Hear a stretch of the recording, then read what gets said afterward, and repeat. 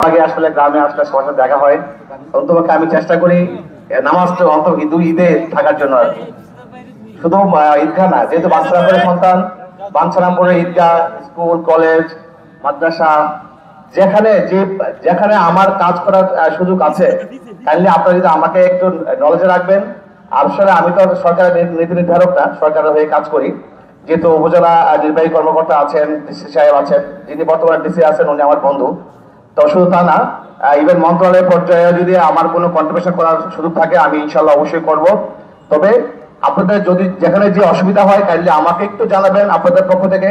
আমি চেষ্টা করব আমার সর্বোচ্চ দিয়ে এলাকার সন্তান হিসেবে আপনাদের পাশে সবসময় থাকার জন্য এবং এলাকার উন্নয়নে আমি অংশীদার হওয়ার জন্য। এটা আমার জন্য চরম সৌভাগ্যের, যেহেতু আমি এই স্কুলে পড়াশোনা করেছি, এই গ্রামের সন্তান, আপনাদের সন্তান। আর আপনাদের যে কোনো কিছুর পাশে আমি থাকতে পারলে নিজেকে সৌভাগ্যবান মনে করব। তো সবার সুস্বাস্থ্য কামনা করি। সবাই ভালো থাকবেন। আসসালামু আলাইকুম। আলহামদুলিল্লাহ, আশা করি ইনশাল্লাহ আমাদের ঈদগার কাজটা সহজ হবে, আল্লাহ কবুল করে কোন আমিন।